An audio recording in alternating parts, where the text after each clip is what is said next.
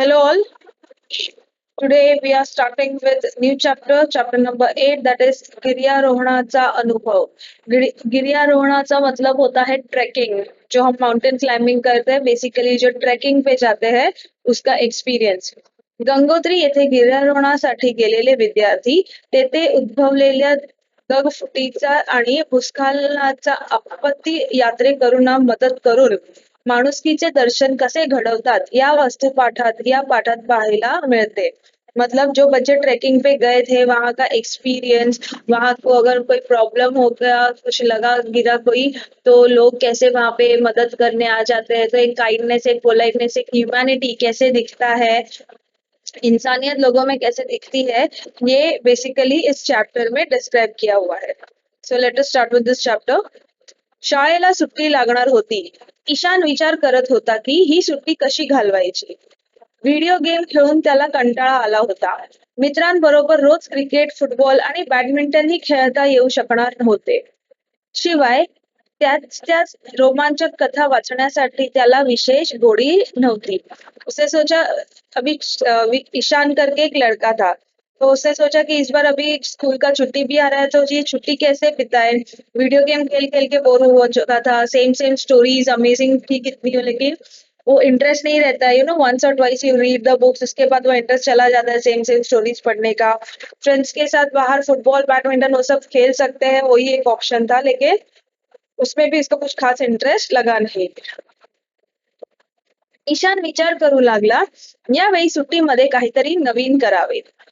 काहीतरी असे केले पाहिजे की सर्व कंटाळा नाहीसा होईल. परंतु बराच विचार करूनही त्याला सुट्टी घालवण्याचा योग्य पर्याय सापडत नव्हता. उसने ऐसा सोचा कि ये छुट्टी में कुछ अलग करते हैं, कुछ नया करते हैं. ऐसा कुछ करना चाहिए जिससे बोलते ना कंटाला भाग जाए या कंटाला सारा निकल जाए और एकदम चुस्त फुर्त लगे, एक्साइटमेंट वाला चीज हो. लेकिन बहुत सोचने पर भी उसको कोई रास्ता नहीं मिला, कुछ आइडिया नहीं सूझा कि ऐसा क्या रोमांचक कर सकते हैं.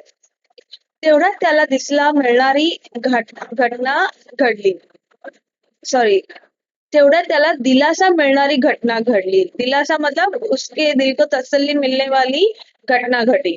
त्याला उत्तर काशीच्या गिर्यारोहण संस्थेकडून आपल्या कम्प्युटरवर एक ईमेल प्राप्त झाला. तोच ईशानच्या मित्रांनाही पाठवण्यात आला होता. गिर्यारोहण संस्थेने त्याला आपल्या एका मोहिमेमध्ये सहभागी होण्याचे निमंत्रण पाठवले होते. तो जैसे ही वो सोच रहा था कुछ रास्ता नहीं मिला, तो उसी वक्त एक चमत्कार हो गया. बोलो कि उसके कंप्यूटर पर एक ईमेल आया. एक संस्था थी जो ट्रेकिंग के लिए लेके जा रही थी, तो ये ईशान के साथ साथ उसके फ्रेंड्स को भी भेजने आया कि वो लोग एक कैंपेन निकाल रहे हैं, मतलब एक कैंप जैसा छोटा सा ट्रूप निकाल रहे हैं. तो वो ट्रूप में शामिल होने का इन्विटेशन उसको भी आ गया. वास्तविक ईशानला गिर्यारोहणाचा विशेष छंद होता. गिर्यारोहण आता त्याचा छंद राहिला नव्हता, तर त्याला वेड लागले होते. मतलब उसको ट्रेकिंग का पहले से ही शौक था, बहुत इच्छा थी, मतलब पसंद भी था. तो अभी वो सिर्फ पसंद तक नहीं रुका है, इनफैक्ट वो अभी एक बोलते ना मैडनेस की पीछे एक पैशन बन गया है.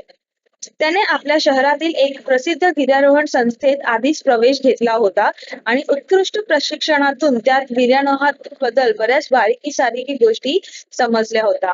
मतलब उसने ऑलरेडी अपने एरिया के यानी अपने शहर के एक संस्थे में अपना नाम लिखवाया था. प्लस उतना ही नहीं, उसने काफी सारा ट्रेकिंग का इंफॉर्मेशन वहां से लिया भी था और वहां दिया भी था.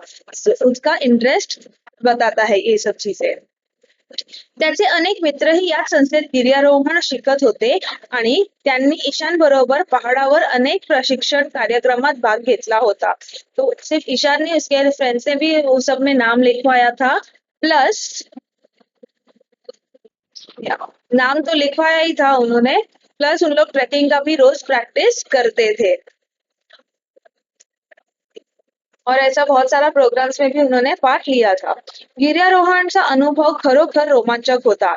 आकाशाला स्पर्श करणारे उंच पहाड, विशालकाय खडक, हिरव्यागार घाटी आणि वेगाने वाहणारा स्वच्छ पाण्याची पहाडी नद्या ईशान आणि त्याच्या साथीदारांना साद घालत होत्या. मतलब उसने बोला कि वो एक्सपीरियंस बहुत अच्छा था, इतने बड़े बड़े पहाड़ आसमान को छूने वाले, उनमें से बहती नदी एकदम शुद्ध, ऐसा सफेद कलर जिसका हो, आसपास झाड़, ऐसा तेज हवा, अच्छा स्वच्छ, बहुत अच्छा लग रहा था, मन को खुश कर रहा था. त्यांना जेव्हा संधी मिळेल तेव्हा ते आवश्यक उपकरणे आणि सामानाची बॅग घेऊन गिर्यारोहण करायला जात असत. यानी उनको जब जब चांस मिलता था तब वो अपनी अपनी जरूरतों की चीजें भरकर बैग में ट्रेकिंग के लिए वहां जाते थे.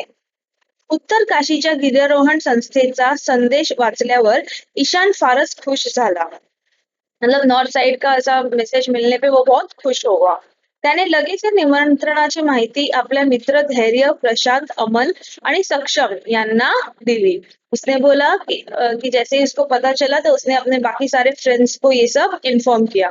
सर्व मित्र फार खुश झाले. ते जणू सुट्टीत पहाडावर जाण्याची वाटच पाहत होते. यानी सब लोग बहुत खुश हो गए, इतना खुश हो गए मानो कि वो लोग यही चीज का राह देख रहे हो. शाळेला सुट्टी लागण्यापूर्वीच त्यांनी पहाडावर जाण्याची तयारी सुरू केली होती.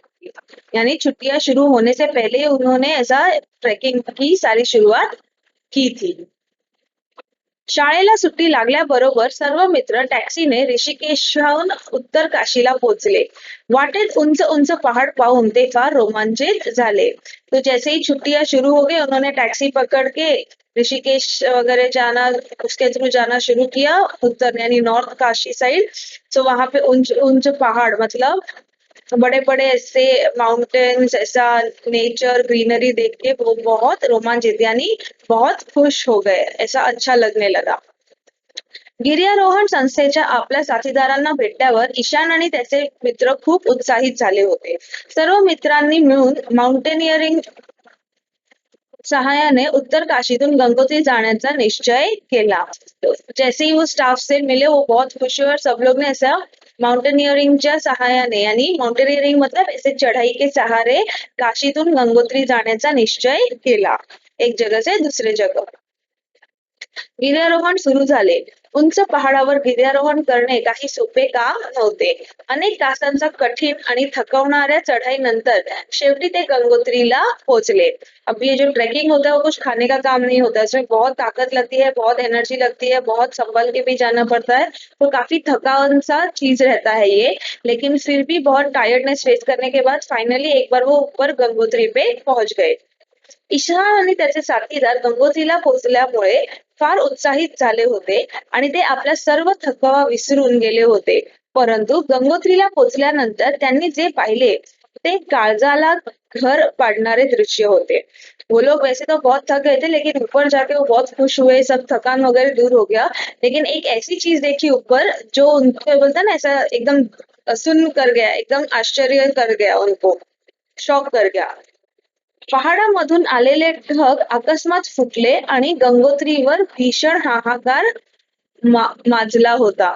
उन्होंने देखा कि जो पर्वत के ऊपर से जो सब क्लाउड्स जा रहे हैं तो उसमें से एक आधा क्लाउड अचानक फूट गया और गंगोत्री पे पूरा हाहाकार, हाहाकार मतलब पानी ही पानी भर गया. पाण्याचा धोकादायक प्रवाहामुळे मंदिर परिसराच नव्हे तर दुकाने, हॉटेल्स आणि धर्मशाळा उद्ध्वस्त करून टाकल्या होत्या.